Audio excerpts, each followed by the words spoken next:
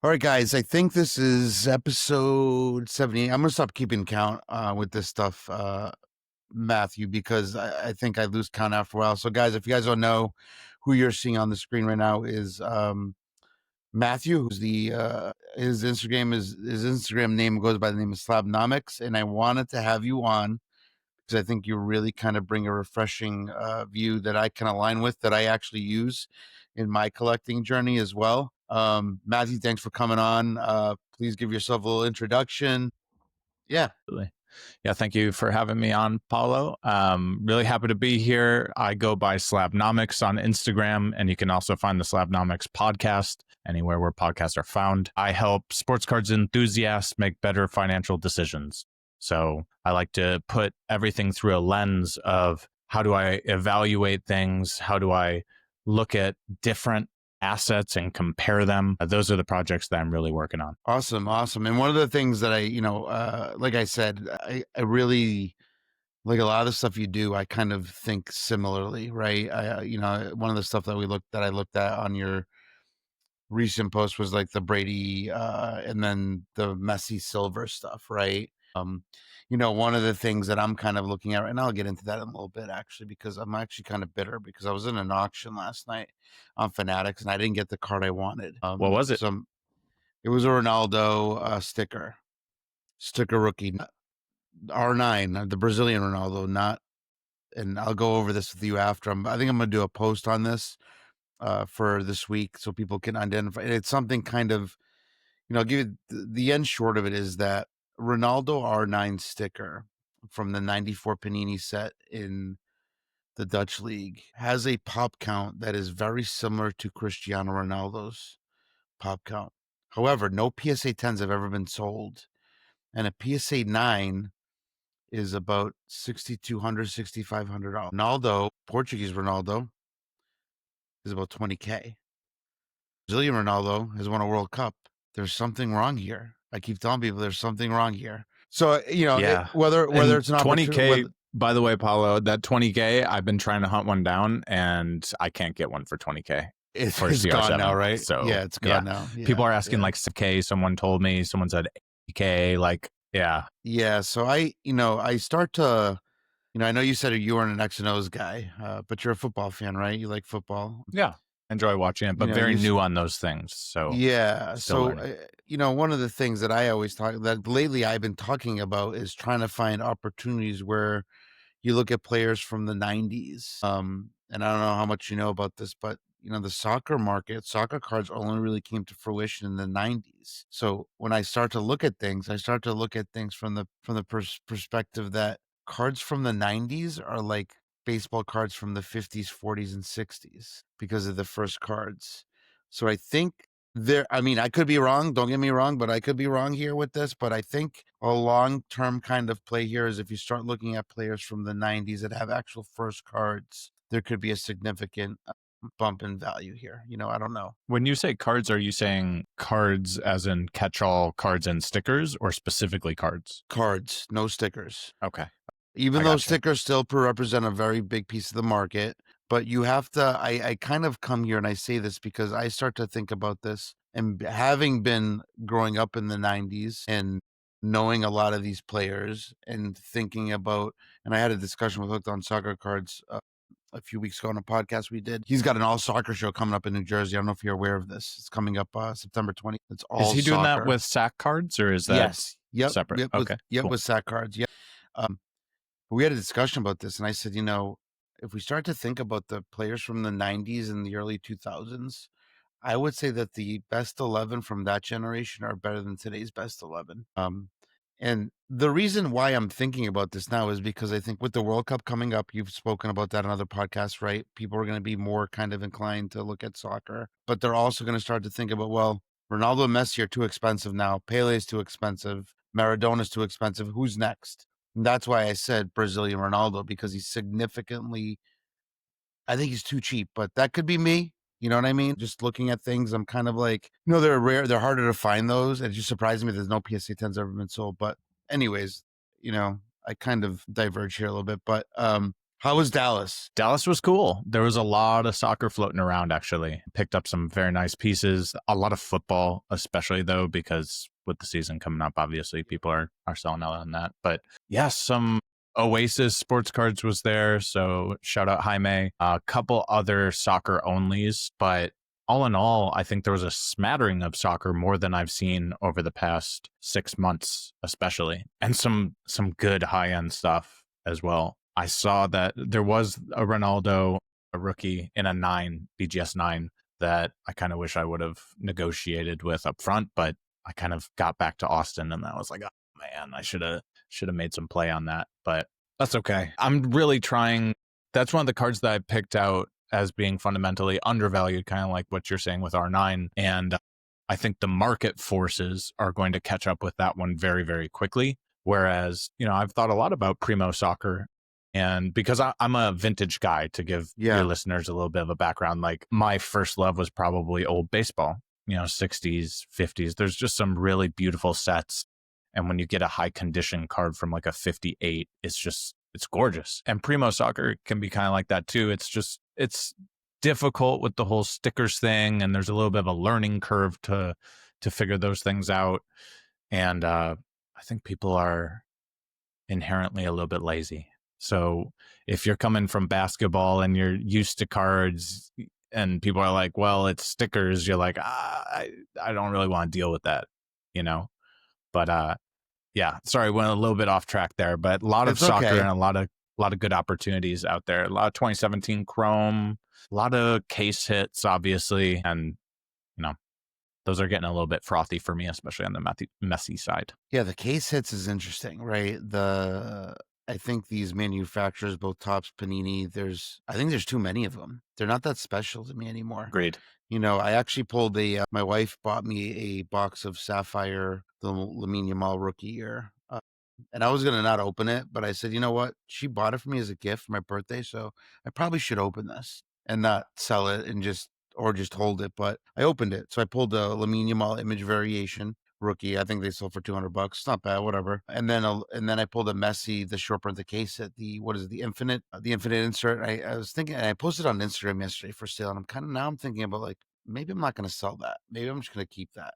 Because I don't know, with Sapphire, it's kind of, I love Sapphire. I love the product. It's one of those things where it's like that case it makes a little more sense to me because they've only got one really case it, I think, in that product as well. Whereas the other ones, they have a lot, you know what I mean? It's kind of like you start to get kabooms, you start to get visionary, different things.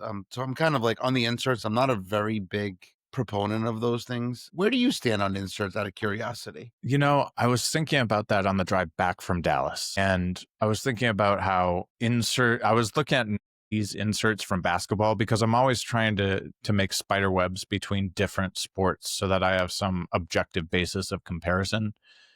And if you look at 90s inserts from basketball, they're in very, very high demand because they were creatively done and rare enough at a time where everything else was in transition and kind of junk wax era was tailing off. And so it was the only thing that really, not the only thing, but one of the highlights of that collecting era. Yeah. And so I wonder, when we look back in 20 years at all the kabooms and the stained glass, etc., what are we going to look back as highlights of the collecting era? And maybe it is kabooms. But when I look at pop counts and I see like 350, like 500 on the gem pop count for a kaboom, I'm like, I don't know, man. I don't know if that's going to last, especially like, of course, a 2017 kaboom for like Messi or for Pulisic or for any of the greats. Like, I think that's going to last because you look at the pop counts as like, I think the Messi one is like, I might be wrong on this, but I think it's under 10.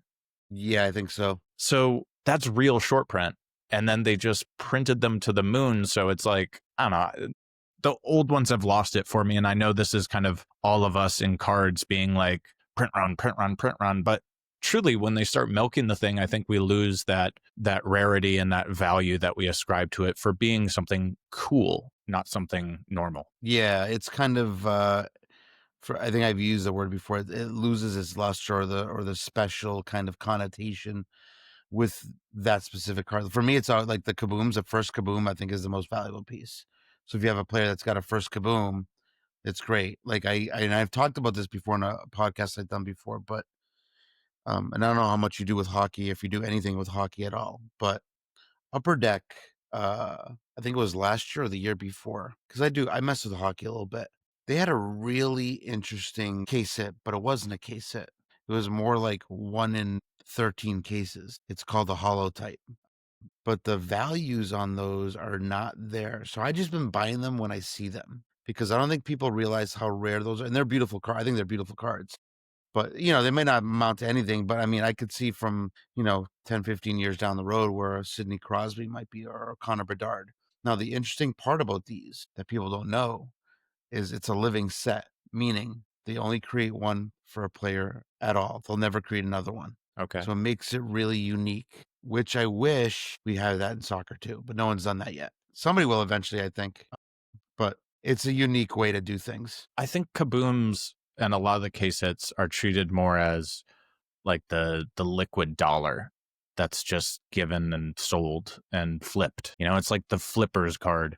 I don't feel that way about things like stained glass. I Yeah. think stained glass, especially in the right year, like 2022 Select, I think was an amazing stained glass. I have the Ronaldo 10 for that. I just think like those were still limited in the pop counts. I think they were something that people hold on to and treasure. And kabooms are just at Dallas. This is kind of a funny story, but I was walking around and I go to every single table. Okay. Like I'm that guy that I need to complete. So I go to every single table and see what's going on. And sometimes I'll just do a quick scan. But I went to one and it was just two kids and they had one display case and it was just full of kabooms and national landmarks and case hits. And they were just paying like 95 to 100%. And they were just having people sell them their case hits. And they must have had like 400 case hits in their Paulo, just in like one touches, just chucked into this big display case. And I was like, that's such a smart idea, but it's also kind of taken away the soul of these things a little bit. Yeah. It is what it is. I'm not one of those guys that rails against how business is done these days because it's capitalism, like That's right. if it makes sense, someone will do it. It's just an interesting thing you never would have seen like 2 years ago. Yeah, it's, and I like a lot of that, like the stained glass. You said those are beautiful. I like the Renaissance card. Like, actually, I think the Renaissance, I like the ones from I think the first year they came out, the Renaissance for at a Merlin product. I thought those were really nice. I don't think I liked last year's. The other one I'm really interested in, and people might think I'm crazy, but Merlin came out with a gamer's card. Did you see those last year? So they look like a TCG Pokemon card. Really? But so they're really cheap and they were only in blasters. So I've been scooping them up, kind of like a long-term thing. I'm a very kind of long-term guy. I'll buy the players I like, obviously, and if they appreciate, great. If they don't, whatever. You know what I mean? But I think they're really cool because I think there's that intersection of TCG and soccer with that. And I know when you start to think about other products in the past, or even like, I mean, you think about sneakers, right? For example, that's a good kind of example. That intersection of culture and footwear, how that happened and why it's so popular these days and has been for a while. I was never in the TC. I'm a little older, so in the TCG space, it was kind of right. I was in high school right when it kind of started to take off. So I kind of missed that because it was the younger kids that were doing that. But I feel like that's such a good marriage. Yeah, if when you get a chance to take a look at Merlin's the gamer cards, they're not, and they have some numbered ones too. And then the regular ones that you can pull, they were pretty tough to pull. They weren't easy to pull. I think they were like 1 in maybe 7 or 8 blasters. So they weren't easy to pull, but it's an interesting card because I think it's creative. And again, it's kind of meshing that relationship, bringing in the TCG aficionado with the soccer guy. So I mean, I don't know if that'll ever actually happen, but it's an interesting kind of dynamic. Yeah, it's always cool to have that cross pollination, and it's always cool to get on the ground floor with those things. I feel like ground floor is always just the way to go. Whenever I buy something, I'm always looking at first sets, 2014 Prism World Cup, 2017 Topps Chrome. Although Donruss is probably where that breaks for me because I like 2018 more. But it's always interesting. I'll definitely check it out because that would be up my alley. I dabble in Pokemon a little bit. Yeah, it's like different, and you bring up 2014, right? Everybody loves 2014 President. I love it too. I've been buying some cards too, and some of that stuff. I still think it's probably still a little cheap. Like I have a post going up today. It's a Mario Balotelli red out of 149.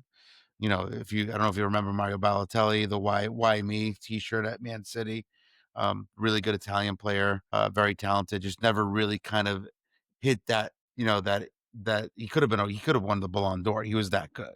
He just never had that kind of desire. I don't know what it was, but even his stuff, anybody with color from that set, they sell for decent money. It's an iconic set.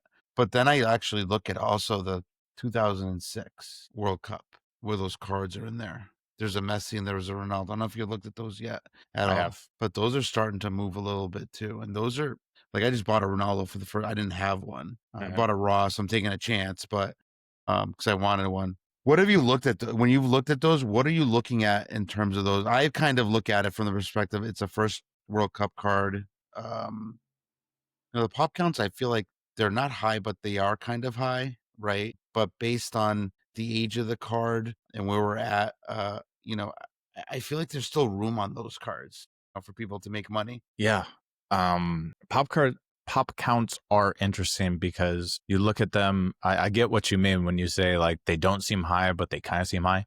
And I think the perspective is if you look at pop counts on those versus 2017 Topps Chrome, like I could see how you're like, oh, these are kind of high. But then when you think about it being a first Prism set and you look at the pop counts versus later Prism, or if you look at like basketball Prism sets and things like that, they're still very low, right? Like Messi Silvers, there's 71 gems, if 71, 72, if you take BGS plus PSA. And then, of course, some of that's going to be cross cracked. Ronaldo is way lower, 24 on the PSA side, and then probably around the same. So about half of Messi's counts, maybe 60%.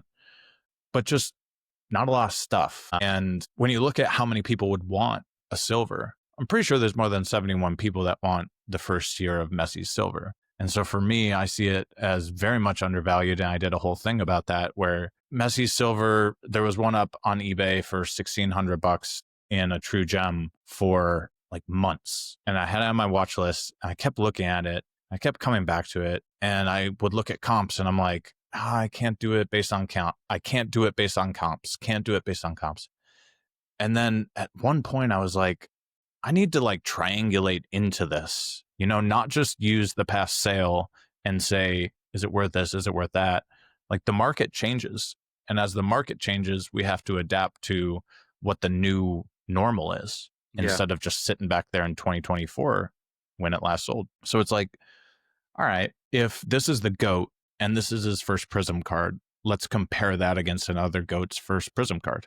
Let's use the pop counts. Let's kind of triangulate supply and demand, and let's figure out where this thing actually should be based on the market size of both players. And so after doing that, I hit that buy it now on that card. And I fundamentally believe the next Prism Messi card will sell for 5K. I think that's going to happen pretty soon. And once those floodgates open, Paolo, like once people see the sale in their card ladder, it starts zooming. It's like all the price appreciation that's been building up that in people's minds just comes out in sales. And that's when you see like the crazy Messi sales and the run-ups, and Ronaldo is now running up a lot.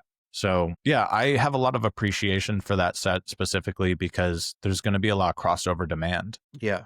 I think when people come from basketball and baseball and they start dipping their toe in, the first thing they're going to look for is the first Prism set because they know what that means. They're comfortable with it. Absolutely. Absolutely. It's interesting because, even I look back on my podcast, I think it was probably 9 or 10 months ago. I talked about Ronaldo stuff being undervalued and that it would run up, and it has not. But I didn't take my own advice. I didn't take my own advice, which is terrible. Why?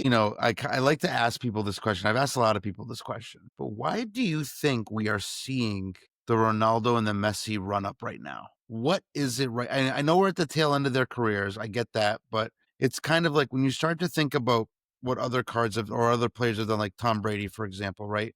When he retired, his cards kind of dropped a little bit. I foresee we'll probably see that with Ronaldo and Messi too at some point after they're done. And then they'll bump up again once they're relative in the media or whatever they're doing. But why do you think right now we're seeing this? A good question. I believe that the cards have been fundamentally undervalued for the market that they're in for a long time. And that's because the collector size of soccer has been very small. It's been a very nascent market. I believe that's changing right now. You know, you saw 2020, 2021, that huge buildup, but that was universal across all sports cards, right? So that was just, you know, think of it, soccer was this chunk, basketball, football, all the sports, and all of those chunks just like doubled, tripled, quadrupled, whatever. So their markets just went up like that. And then afterwards, they all kind of like filtered down because everyone went out to do other things, spend their money elsewhere. Here, we also have a similar run up. And I think people are conflating this with the COVID times. But I think it's very different because if you look at soccer, it stands above where all the other card markets are going up. I think universally, we have very favorable tailwinds when it comes to Tom Brady starting investing in Card Vault. We have some very large sales by multimillionaires, you know, out there. Just the whales are very active and very public about doing it. But soccer is up much more than all the other card markets. And I think that's anticipatory of the World Cup. I think more people are seeing it as the sleeping giant. I've heard if I had $1 for every sleeping giant, I've heard, you know, I'd be able to get a 71 bis at this point. So I think everyone's just kind of waking up to these things. And when they do, the valuations, which have been stuck in the doldrums for so long, they immediately push because market inefficiencies stay inefficient until new information is added to the marketplace. And what is happening right now is the US marketplace is coming online for soccer. I throw this number around a lot, but it's 52%. North America is 52% of the resale market. So that's the reason soccer has just been sitting there. Even though it's 30% of the international market, it hasn't been online here in the States. Everyone's concerned with basketball, football, baseball. So now that American guys are coming in being like, where do I throw my money into? The first gate is Messi. And the 1B I would say to that was Lamine Yamal. And that's because he was kind of right place, right time. His name transcended soccer. You know, he became a public name, a popular name. So those were the two like first investment gates where people went to. And then I think it filters down into Ronaldo, which we're seeing now. I think Pele is going to get a significant boost because every American knows the name Pele. And we invest in what we know. It's as simple as that. You know, I wish it was more complicated, but most people will just be like, I know that name. I'll look into that one, you know. And then I think it goes into Pulisic. Honestly, that's where I'm putting a lot of my eggs right now is into that Pulisic spike that I see coming in the next 4 months or so. Yeah, you know, Pulisic is an interesting one because I don't, you know, as Americans, a lot of other Americans don't realize how good he is. Actually, he's a really good player, one of the best in Serie A. And if you look at his stuff, you're kind of like, well, maybe his stuff is too cheap when you think about that. You know, it's kind of one of those things. I actually like the idea that, you know, you bring up Messi, Lamine, and Ronaldo, and Pulisic, and Pele, right? I mean, I would probably even throw Maradona in there because he's a name people know. Yep. Obviously, you have players like you mentioned, you know, Messi, Lamine, kind of the gateway, Ronaldo now, Pulisic coming in there, Pele, right? But then you have other ones like, you know, baseball. We've had, you know, Mantle, we've had DiMaggio, we've had Williams. You've got a plethora of players in baseball, which is why I go back to my 90s talk as people are going to want to know who the legends were of the, you know, so you have the, I'm Portuguese, Eusebio is a big name, which in the vintage circles is a big name. You know, Maradona, obviously, Di Stefano, the Real Madrid legend. So I think you're right. I think this is kind of one of those situations where, you know, soccer is such a big sport internationally, even though the resale market is here. But I think the people that are coming in that don't know much about the sport are going to want to know more. So that's a very good observation by you. I totally agree with that. Now, the other thing I wanted to ask you about, maybe you can explain to the people, for those that don't know, Slabonomics on Instagram, just I always said a slab and then nomics, Nomics. You talk about rookie mint market cap. Talk to the people about that. I'm not trying to, I think some of the folks that I interact with, they need some explanation on data sometimes. And I try to explain as best as I can, but give them a little insight into that. And guys, I recommend you follow his Instagram feed too, as well. He's putting up really good content as well. So explain that to us for a little bit. Absolutely. The rookie, I'm still working on the name. I'm workshopping that a little bit because at first I wanted to put gem in there to note that I'm not taking the entire thing. I'm not taking the 1s, 2s, 3s, all that. but I am trying to standardize it. What I want it to do is I want it to be a one glance number that tells you an evaluation of where that rookie player market is. So it can be complicated when you're looking at different players and when I spread this across sports as well. But to give you kind of the long-term objective so you know where this is going, I want you to be able to say the rookie card market for Messi is here and his comparison, his archetype is Michael Jordan. And Michael Jordan's rookie card market is this number. So to get into the details of what that looks like, I took to start out Ronaldo versus Messi, and I looked at all of their rookie cards and sticker. They each have one sticker. They each have, Ronaldo has one rookie card. Messi has many. I think it's like 12 if you do all the variations. Yeah. So, the Catalan, the Campio, all those. So what we can do is we can do a thought experiment wherein we say, if I bought all of the Mint Plus, so if I bought all of the 9s, 9.5s, and 10s, and I cornered that entire market for Ronaldo and for Messi, what would my current valuation look like for that? So when I started doing that, I was thinking it would come out to be maybe Messi is 2x, right? Because Ronaldo had the uncoupling in 2022 where they were 1A, 1B until Messi won the World Cup and, their paths kind of diverted. What I found, though, was that it was X. So Messi's was X what Ronaldo's was if I were to buy all the Mint Pluses of the cards from all the graders. And just having that number gives us a little bit of a signpost to say, sure, there's a lot more that you need to do. You need to do your research to figure out why these are the way that they are and to figure out if that's true market efficiency or not. Because I think sometimes, as an aside, we see something like this and then we don't build in the context for why it is. Or we just think that the market will agree with us at some point when we don't know when that will be or what kind of impetus or stimulus will drive that.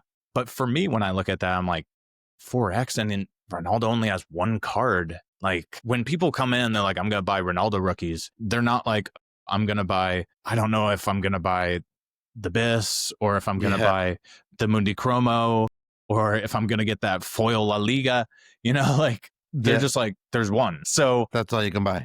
Yeah, I think it's a pretty clear investment appetite vehicle of Ronaldo rookies when people come in, especially big hitters that are transitioning into soccer. It's like, I'm going to buy a Ronaldo rookie in a 10 or a 9 and 9.5, whatever.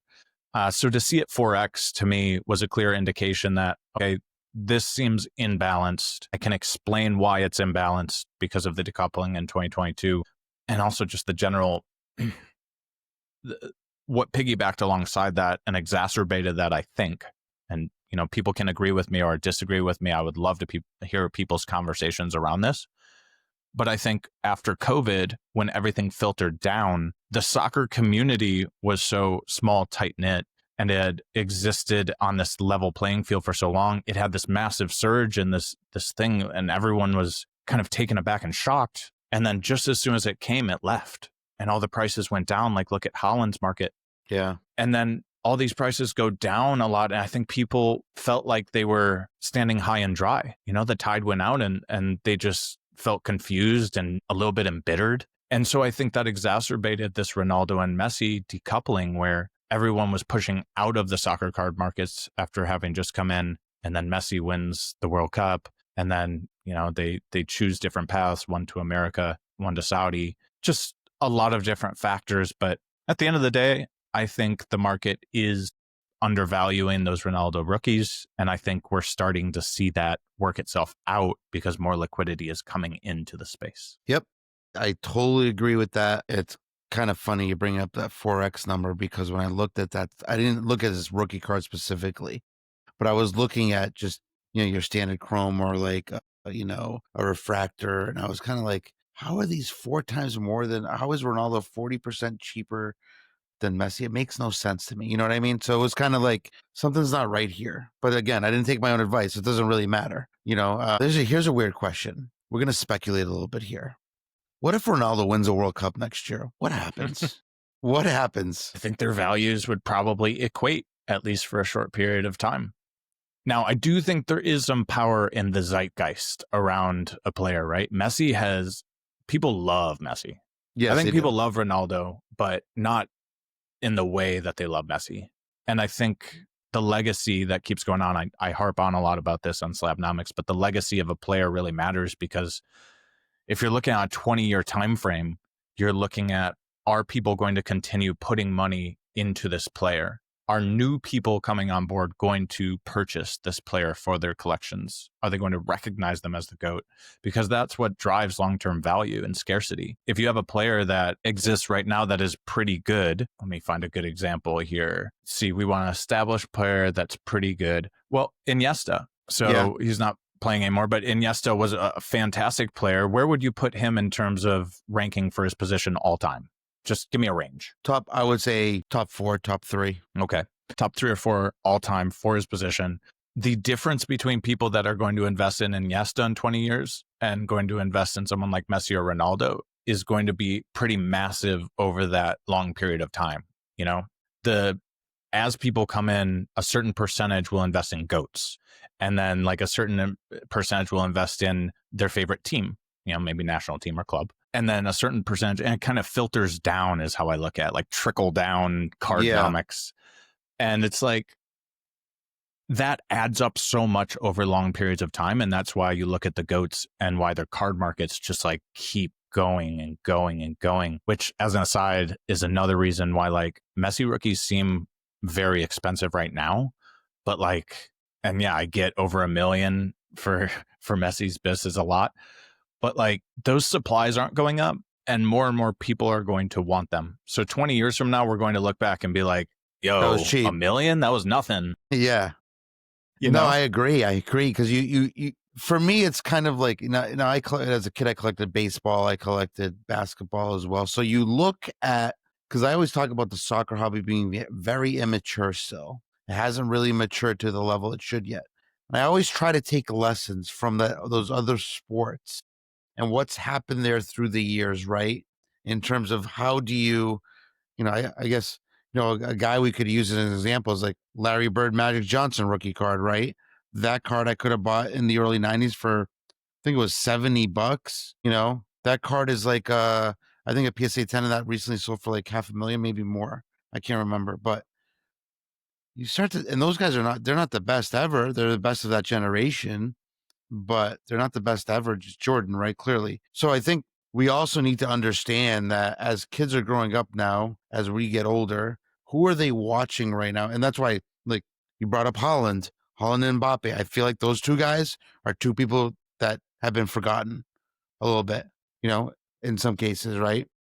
Mm-hmm. You start to wonder, like, how do if you're in it for the money and the aspect of investing, right, versus collecting, because I collect some stuff too that I like to keep for myself, but how do you have to understand the market. Who are kids liking? Who do kids like? Who do kids want to collect?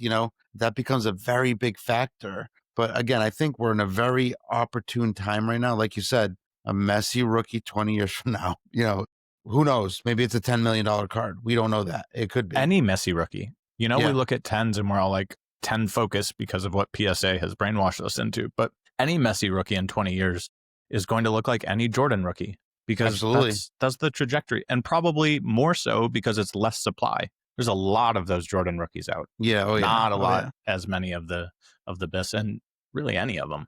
And that's part of the kind of like, if you're strategically thinking about this, right? You can even start to think about Lionel Messi first World Cup sticker, Ronaldo first World Cup sticker. There's people say the pop counts they're not that big.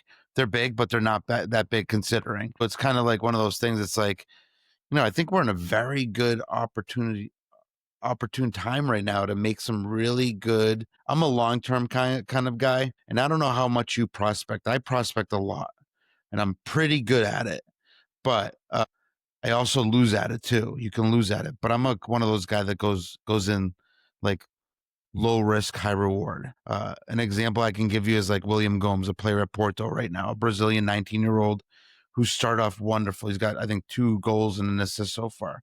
He's got 1 rookie in select. Right. Nice.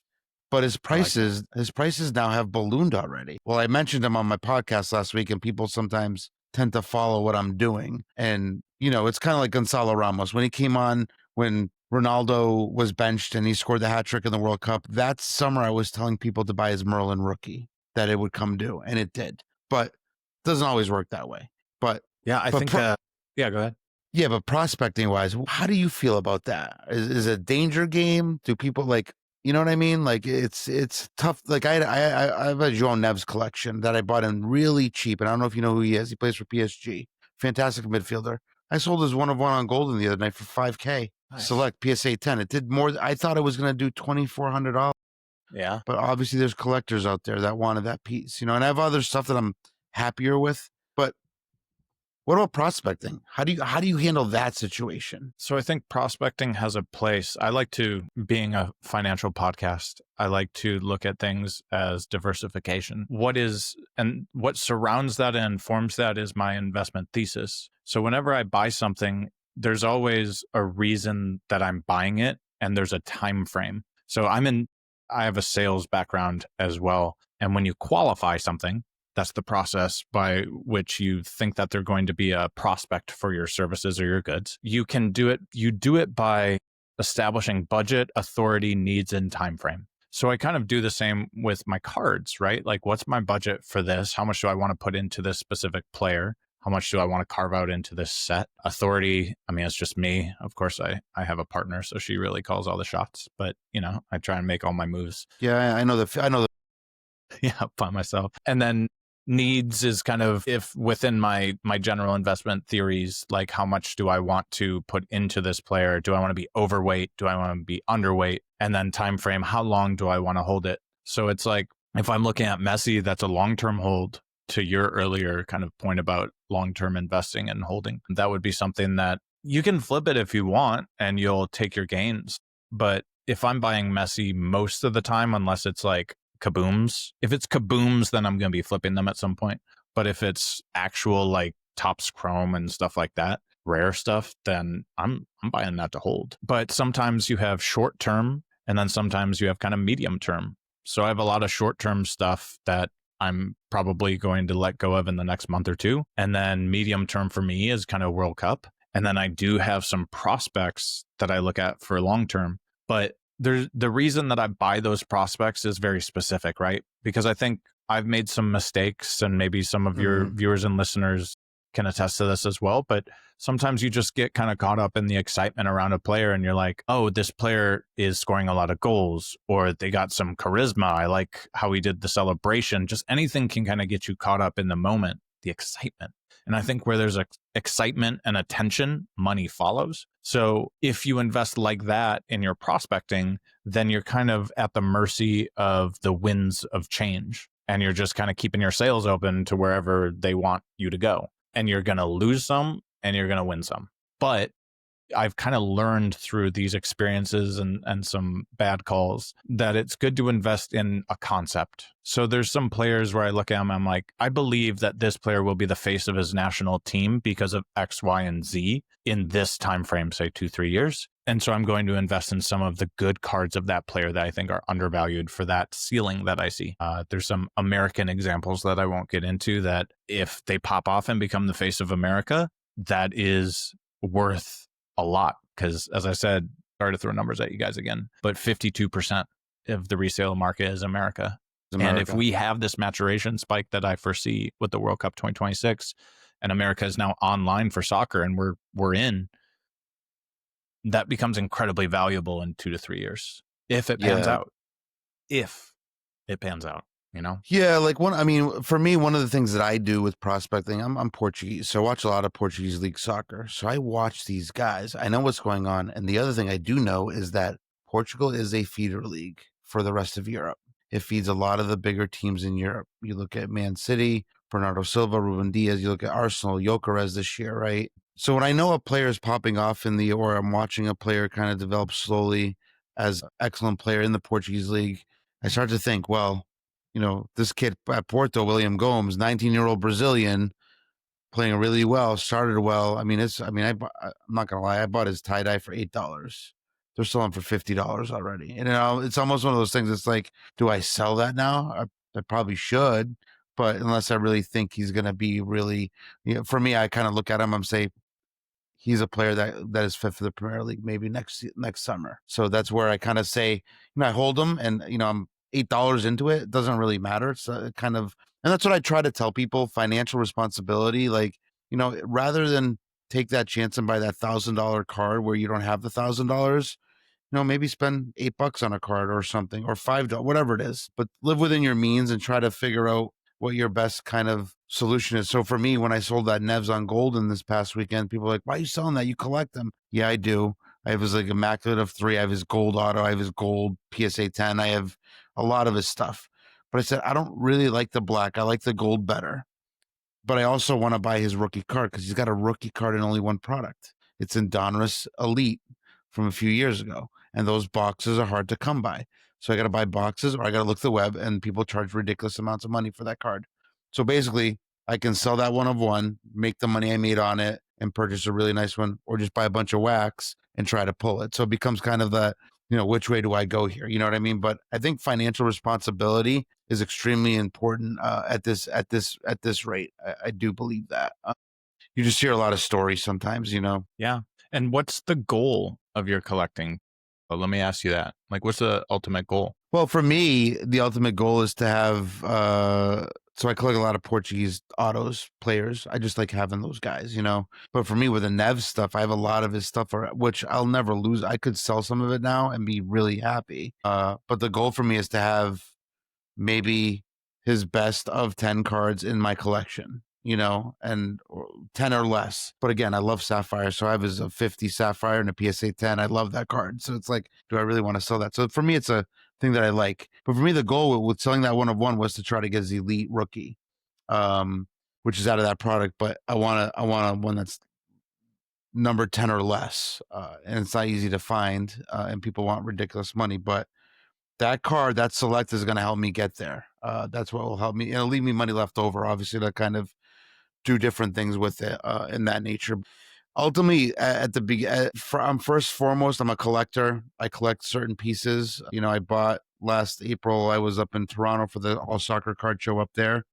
I bought a Paulo Sousa gold of 10 auto, former Portuguese international player that I really love. Card I keep, it's a card I want. But other prospects, I'm going to move them. Like William Gomes, I'll probably grade some of these and wait till next summer. Maybe he moves. Maybe he doesn't move until the year after. I'm $8 into it with the grading, another $20 for grade. It's a card that, I'll do well on. Or I just say, you know what, let's sell it at 50 right now and take the gain. You know what I mean? But ultimately for me, I'm a collector first, and I try to look for, like you, I try to look for those gaps and those areas where we can find opportunity to try to ultimately grow your own personal collection using those funds, correct? Where you're not actually diving into your job money or your family's money. So yeah. And I like that specific goal because that's something that you can hunt for, right? Having the 10 best cards. And then all the other objectives around the cards that you have, they become means to that end. And I think once you understand what your end game of collecting activity is, then you're able to be a better collector. I think sometimes people conflate it with, if you're collecting, then you shouldn't be selling a single card. And some people I know have sold one card, and I respect that. But I also think, like, I don't know if it's a game of, to be a pure collector, you never sell cards. I just think you collect what you truly love and you're passionate about. And I think that can change. I think that can change a lot. Because human beings, we think of ourselves as this one entity, but we grow and we change so much. I mean, classic example, like totally different vein here, but taste buds, totally refresh every 7 years, and you like things you didn't like. But we change every single day. Like every day that I wake up, I have new impulses going through my brain. I'm trying to wear new neural pathways. I'm trying to think different, be a better person, make better decisions, make better financial decisions. So we grow with the knowledge base that we have and with the experience pool. And as we grow, things change. On a personal level, friends change, your values change. And on a card level, your likes and tastes change. So there's nothing wrong with selling cards and understanding, oh, this doesn't bring me as much joy as it once did, but there's this thing over here that I think is more in tune with who I am. And I've discovered that a little bit more, It's kind of like, and I tell people, I use this as a story because this is a recent story, but I recently purchased a João Neves of 50 on card auto patch, 3-color patch, numbered to 50, right? Out of the PSG exhibition set. I had the opportunity to buy the of 10, same card, but only a 1-color patch. I chose the of 50 because I like the 3 colors better. 3 or 4 years ago, I would have chosen the of 10. Now I take the 3-color because it just looks better to me. I don't care that there's 50 of that player. If it was somebody else, maybe I go and get the of 10, right? If it's a different player that I don't collect. And if you look at the hockey market, right, the 3, and it's probably across all sports, but the 3-color patches do significantly more than the 1-color patch. It's one of those things. So it's kind of like, you're right. We change, we grow. I'm always telling people, if you're not learning, you're not growing. It's important to do that really effectively. Yeah.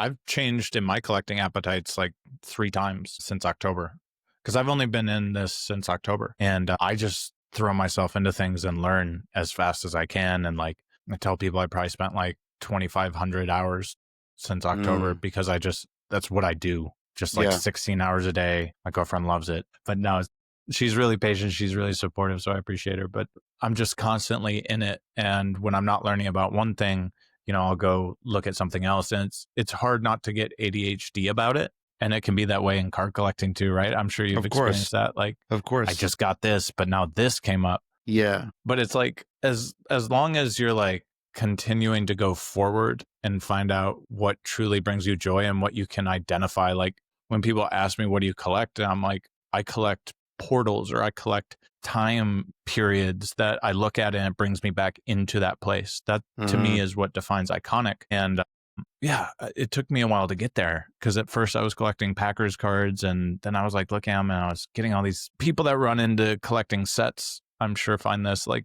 you have all these cards of players that don't mean anything to you, and you only did it to complete your set.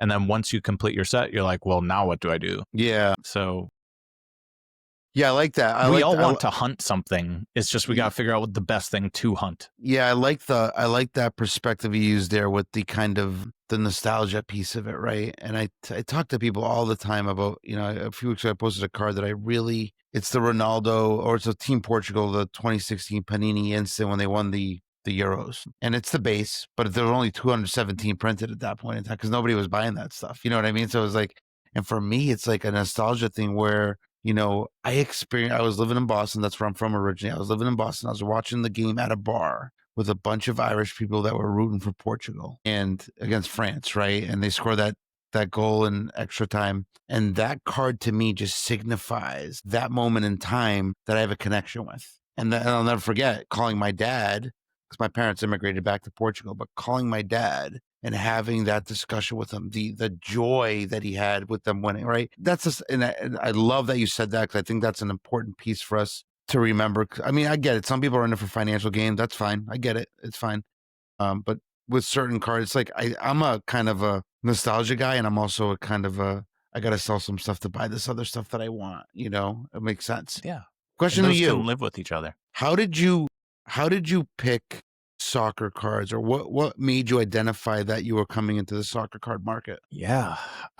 Great question. So with me, I always find things that seem to be overlooked opportunities, because throughout the history of coming up professionally and personally, I've found that I have a really good pulse on markets. I used to write a lot about stock markets, like Seeking Alpha, Motley Fool, a little bit of Forbes here and there. But I just found like there's unlooked for opportunities, not quite black swans, but momentous events that aren't being priced in. And when I started looking at soccer, I didn't start with soccer. I started with baseball. I started with like feeling I could buy people's collections and then grade them and become a millionaire immediately. But through that journey, I found the soccer card market, and I started looking at soccer cards. I started talking to soccer people. And first of all, the community in soccer is unlike any other sports card community, bar none. Everyone is incredibly welcoming. They are happy to help you learn. They are very like generous and very friendly, and just very much a community. Whereas you don't see that as much in my experience with other sports card communities at large. Of course, there's plenty of awesome people in those as well. But I think being small, being tight-knit, being very passionate about the sport. People are the same way with each other. So I found that. And then I also found that the market itself was just reasonably priced for what it was. And to me, there were so many opportunities to when things catch up to what the actual demand should be, because it's a demand problem. The supply portion of soccer cards is very, very positive, very short printed compared to other sets. Other sports. So to me, it's the opposite of a short squeeze. It's going to be a buy squeeze because there's just not a lot of the good stuff in soccer. And when all these people come in, it's just such an easy play, to be honest with you, Paulo. Yeah. So from the financial side, that's a huge positive. Community side, a huge positive. And then just also, I think the photography is so cool on soccer.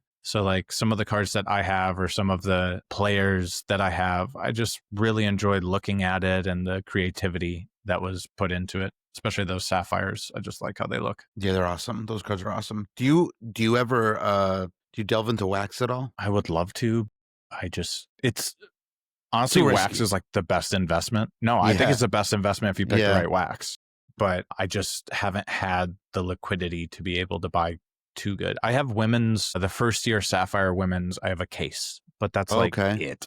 Yeah. That's it. Yeah, because one of the things I'm noticing too is, right, while we're seeing this little boom right now, right, and I actually think this is a small boom. It's not as big as people think it is, but I don't see the wax moving up either in price. And that's probably because I think the soccer guys maybe they're not buying the wax as much. Maybe the new ones coming in are buying wax. And the soccer guys maybe have become a little bit more knowledgeable and understand that buying the singles is the best route to take. I don't know what the answer to that is. Like, what's going on, but I would have thought usually when the singles prices rise the way they are right now, wax goes with it, but that has not been the case. So it's an interesting dynamic going on right now. It really is interesting because I agree with you. They always go hand in hand because it's just supply demand. As the boxes get opened, there's less and less of them and the set gets more and more. So I try and do like 2014 World Cup Prism or 2017 Topps Chrome, always first year stuff because that will always be in demand. But I don't know. You don't think the 2014 World Cup has gotten more expensive on the boxes? Oh, I do. I'm just talking about in general aspects, the other products. Like, I mean, you look at Chrome from this past year, right? And you look at Finest from Topps, and then you compare, I trying to educate people and then you look at Select, right? Topps produced 11,000 cases of Chrome, almost 10,000 cases of Finest. Select Panini only produced 1,500 cases of Panini Select. Significant. 1,500? Yeah, 1,500 hobby cases. Yeah, significantly lower, and those That's are dry. incredible. Those are drying up. I mean, that market on that wax product, I think, is probably like $500 or $600 a box. I mean, the Select product is significantly better than Chrome, obviously, but yeah, I'm just kind of like, when I see wax, if I can get a good price on it, maybe I buy it. But it's just, for me, it's kind of like, I would love to get into some 14, obviously. But, the 14, I'm Portuguese. I like Portugal. So you're going to pay if you want that spot in Port. You know what I mean? You're going to have to pay for that. Mhm. But even those cards out of 14, or even like I had a friend of mine the other day, he messaged me. He's got a Chrome Refractor purple from 2017 Ronaldo.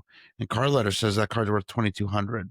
He said somebody offered him $900, and I said, "Don't sell him for that. You look at what card ladder has, or just hold it. You don't sell it." Yeah, I don't know. Like, this stuff is like, it all reminds me of like I was talking about at the beginning of the episode, kind of like that 50s, 60s baseball. It's so new, a lot of this stuff. But I think you're right. I think we're kind of in this matrix there, that stuff is like gonna go. I think it's gonna go higher, obviously, with the anticipation of the World Cup. And this is kind of a small boom here. But yeah, I wish I could buy some of that wax too. That 14 or 17 Chrome wax would be great to have. Yeah, it really would be. I dabble in a lot of markets, and so I'd like the 2020 Topps Chrome of F1, the rookie years for like Verstappen and Lewis Hamilton, and that stuff's expensive too. But it's like, it's expensive, but it's not if you look 10 years from now. Yeah. That's always the thing. It's like, yes, I get that it's expensive, but we're basing that off of what it was a year ago. And you kind of got to just trust supply and demand to keep doing its thing. That's the scary part, right? Like, I always tell people context, not comps. Yeah. Because I've been paying full comps for a lot of stuff over the past I started in March. So over the past 6 months, I've been buying heavy. Like people have seen Canary Cards buying stuff. And I don't come in and try and like negotiate and try and get 70% off you most of the time. Yeah. Like most of the time, I'm just like, I'll give you last comp on it because Yeah. I'm buying like rare stuff. I'm buying gold. I'm buying like old select. I'm buying like Mbappe Select 10. Like I'm just trying to get the good stuff because I saw what was coming and now like things are starting to pop up. So it's all about perspective and like sometimes you just have to get the thing and you have to recognize that, you know, losing out on $20 or $30 just it doesn't matter in terms of being able to secure things that you foresee moving up very aggressively soon. Yeah, I'm not a big comp guy either. I don't if I see something that I think is worth me buying, I'm buying it. You know, the example I'll give you on that Nevs 1 of 1, I offered it to somebody for $2,300 2 months ago. They didn't want it. They thought I was too high. So, I mean, there you go, right? Like it kind of does but I'm not a comp guy either. Sometimes I post something, they'll be like, well, this is the last comp. I said, well, this is my price. You take it or leave it. You know what I mean? I don't dabble in like I dabble in hockey too. And once in a while, I'll buy like a blaster of basketball at the Walmart if I'm at the checkout. Let's just grab one of those just for the fun of it. But even a few weeks ago, I bought a Chuck Liddell UFC card that was autographed and it was a gold. And I paid $40 for it. I asked the guy, how much do you want for that?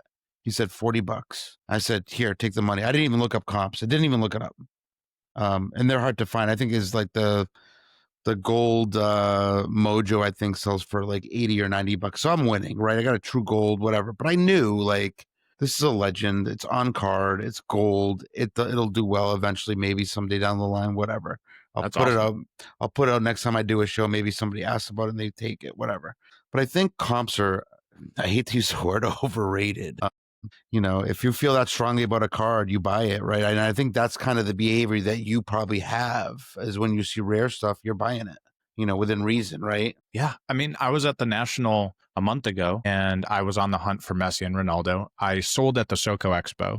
So I sold a lot of 2014. I wish I had met you because I was there for a day. Oh, yeah? Where were you at? I showed up I didn't vend. I just showed up Saturday and walked the National and then I went over to SoCo, flew out the next day. But I wish. Yeah, there were so many tables. Next year, there was. But yeah, I sold a lot of my good stuff and I sold a Messi Ronaldo's matchups in a 9 red. And I was like, oh man, I missed that card. So I kind of like one day I missed it. And I was like, oh man, I should go hunt for some more Messi Ronaldo. And I walked around and one of the first tables I saw, they had the 2022 Select stained glass Ronaldo and Messi in a 10.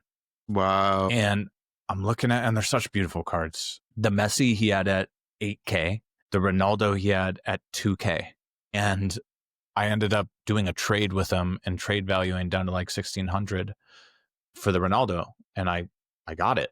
And when you're looking at comps, right? Like I think I paid over comps and trade value because the last comp was probably 1,200, but that comp had been a long time ago. I foresaw that Ronaldo's market was about to go up. You know, I bought another Immaculate for 1,100, like beautiful on-card booklet from 2021 with his Portuguese kit. It was at 1,100. I tried to negotiate. He's like, no, 1,100 firm. I'm like, all right, fair. Yeah. Like you have to be able, try to negotiate, right? Like don't come in and just pay sticker on everything because a lot of times you can negotiate. You know, on the other side of the table, I have someone that I'm working with right now to get a Ronaldo, a nice auto. And the last comp was 3K. And that was like 2 weeks ago. And he's like, it's a 2022 Prism autographs in a 10. And he was like, here, you can have it for 2,500 cash, right? So just to give you guys kind of like, here's a process that you can go through sometimes. 2,500 cash, the last sale was 3K like 2 weeks ago, legit. And so that's a fair price to ask. 2,500, he's being generous actually.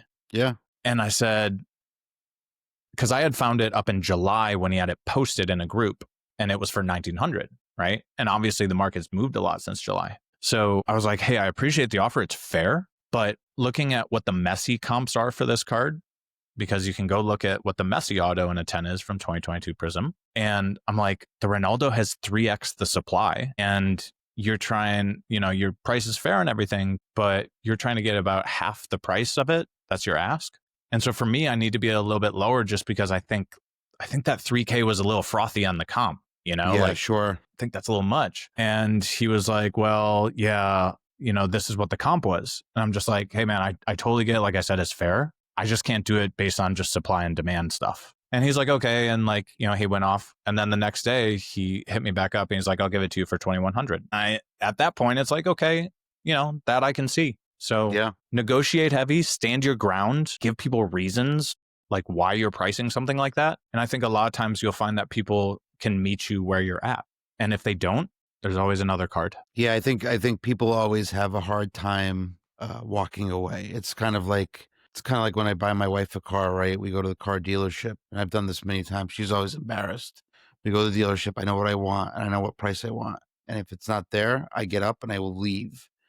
And she gets embarrassed by that. But I'm like, this is what we got to do. And then they call you 5 minutes down the road. You know what I mean? And you figure it out. You come to an agreement. It works the same way in cards, right? Obviously, you don't want to be rude and walk away from somebody, but you want to be cordial and do the right thing. Man, I could go on for hours with you. I think we have a lot of kind of alignment here in the way we think and the data. And I look forward to all your posts on Instagram. Your pod's excellent, guys. I hope you guys are all checking out. You're on Spotify, Apple, all those other like platforms like me. We're trying to become something and grow our audience. Apple, YouTube. Yeah, YouTube. We're all trying to grow our audience and stuff. So I really appreciate you coming on again, man. I really do appreciate this, Matthew. You gonna go to that show in New Jersey next month, end of this month? I might. Anthony and I are good friends, so okay, cool. I know he's pushing, but well, if you need a ride from the airport, get talked into it. If you need a ride from the airport, let me know. I'm happy to pick you up because I'll be coming down from Connecticut anyway. So I'm happy to do that for you for taking the time to come on today. And thank you, brother. Hope to see you there, man. And we'll continue this journey. We'll have you on again sometime. Absolutely. Thanks so much for having me, man. Thank you. I appreciate it. Take care.